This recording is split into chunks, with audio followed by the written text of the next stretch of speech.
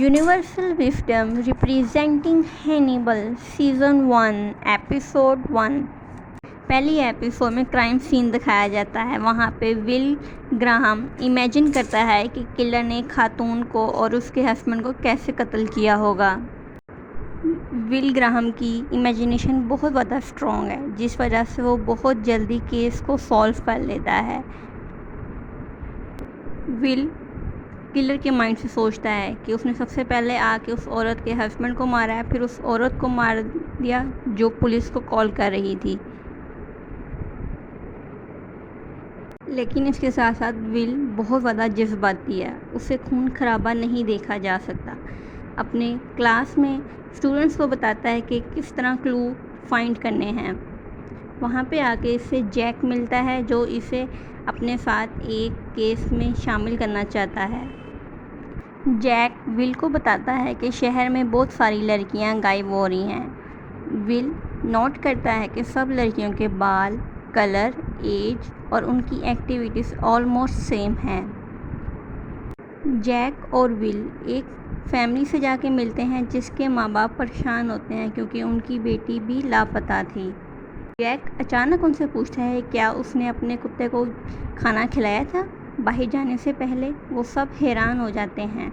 Will उनकी बेटी का रूम देखने की गुजारिश करता है। जब उसके कमरे में जाता है तो देखता है किलर ने उसकी लाश वापस उसके बेड पर रख दी है।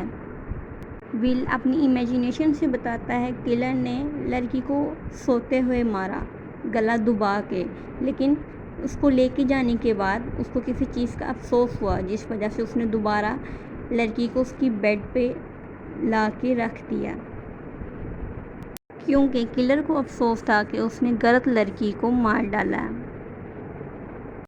विल इस क्राइम सीन से बहुत ज़्यादा डिप्रेशन में आता है, इस वजह से वो डिप्रेशन की गोलियां खा रहा होता है। विल को डॉग्स के साथ बहुत ज़्यादा लगाव है। रास्ते में उसको एक डॉग मिलता है जिसको वो घर ला के वॉश करके साफ़ सुथरा करके एक केज में रखता है, और पता लगता है कि विल के पास बहुत सारे पेट्स हैं, वो सब डॉग्स हैं। रात को विल ख्वाब में देखता है उसी लड़की की लाश उसके बगल में है और वो हवा में अचानक उड़ने लग जाती है। विल बहुत ज़्यादा डिप्रेशन में आता है खून खराबे की वजह से। जैक उसका हालचाल पूछता है और विल कहता है कि वो ठीक है। जैक की टीम मेंबर कत्ल होने वाली लड़की के कपड़े चेक करती है और उसमें से उसको एक मेटल यानी लोहे का टुकड़ा मिलता है। इसका मतलब किलर ज़रूर कोई लोहे का काम करता है। जैक एलियाना से जाके मिलता है जिसने जैक को विल के बारे में बताया था। एलियाना कहती है जैक को अपने साथ ज़्यादा शामिल ना करो, मैं नहीं चाहती उसकी तबीयत ख़राब हो। पोस्टमार्टम की टीम बताती है कि इस लड़की के जिस्म में से सींग आर पार कर दिए गए, फिर इसका लीवर निकाला गया, लेकिन फिर लीवर वापस जिस्म में डाल के और इसको इसके बेड पे लटा दिया गया। विल समझ जाता है कि ज़रूर इस लड़की को कैंसर होगा और किलर ज़रूर आदमखोर है जो इंसानों को खाता है। हैनिबल भी एक आदमखोर है, लेकिन इसकी असलियत कोई नहीं जानता। एलियाना के कहने पर डॉक्टर हैनिबल के पास जाता है ताकि वो विल ग्राहम की मदद कर सके, क्योंकि हैनिबल एक साइकेट्रिस्ट है और उसे सफाई बहुत ज़्यादा पसंद है। जैक के इंसिस्ट करने पर हैनिबल विल में काफ़ी इंटरेस्ट लेता है और वो मान जाता है विल का साइकेट्रिस्ट बनने के लिए। लेकिन जब विल को इसके बारे में पता चलता है कि जैक ने हैनिबल को उसके लिए सिलेक्ट किया है ताकि वो उसका दिमागी इलाज करे, तो विल नाराज़ हो जाता है और वहाँ से चला जाता है।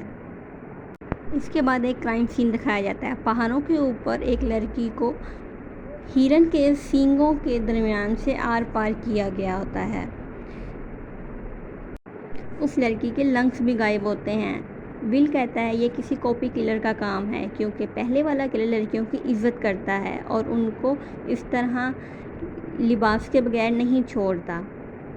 दूसरी तरफ हैनिबल बहुत मज़े से लंग्स की डिश बना के खाता है, क्योंकि ये खून हैनिबल ने किया था। विल अपने ख्वाब में एक हिरन को देखता है। جب صبح ہوتی ہے دروازہ کھولنے پر ہینیبل اس کے لیے کھانا بنا کے لاتا ہے، اس کو کھانا سرو کرتا ہے، دونوں کی اچھی ملاقات ہوتی ہے۔ اس کے بعد ول اس کے ساتھ اپنے کیس کو ڈسکس کرتا ہے۔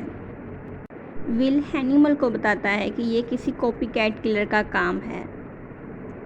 ہینیبل ول کی باتیں سن کر مسکرا رہا ہوتا ہے۔ اس کے بعد ول اور ہینیبل دونوں مل کر کنسٹرکشن سائٹ پہ جاتے ہیں تاکہ وہاں سے قاتل کا کچھ پتہ لگ سکے۔ ول کو کنسٹرکشن سائٹ کے آفس سے پتہ لگتا ہے کہ جیکب ایک آدمی ہے، اس نے ریسنٹلی ریزائن دیا ہے۔ ہینیبل بہت چالاکی کے ساتھ ول کی توجہ ہٹا کے جیکب کو فون کرتا ہے۔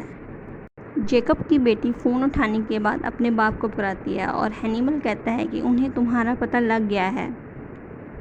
ہینیبل اور ول جب جیکب کے گھر پہنچتے ہیں تو وہ اپنی بیوی کا گلا کاٹ کے اس کو گھر سے باہر پھینک دیتا ہے۔ ول جیکب کی وائف کو بچانے کی کوشش کرتا ہے لیکن ناکام رہتا ہے۔ ول جب گھر کے اندر جاتا ہے تو ہوب اپنی بیٹی ایبیگل کے گلے میں کٹ لگا رہا ہوتا ہے اور ول فوراً اسے شوٹ کر دیتا ہے اور ایبیگل کے گردن میں ہاتھ رکھ کے اس کو بچانے کی کوشش کرتا ہے۔ ہینیبل بھی ول کی مدد کرتا ہے۔ اس کے بعد ایبیگل کو ایمبولینس ہاسپٹل لے کے چلی جاتی ہے۔ ول بہت زیادہ شاکڈ میں ہوتا ہے۔ ول کی دوست الیانا جیک سے ناراض ہوتی ہے کیونکہ جیک نے بہت زیادہ ول کو کیس کے اندر انوالو کر لیا تھا۔ ول ایبیگل سے ہاسپٹل میں ملنے جاتا ہے جہاں ہینیبل ایبیگل کا ہاتھ پکڑ کے چیئر پہ سو رہا ہوتا ہے۔ یہاں پہ ایپیسوڈ ختم ہو جاتی ہے۔ آپ کا ویڈیو دیکھنے کا بہت بہت شکریہ۔ پھر ملتے ہیں اگلے ویڈیو میں۔ Take care.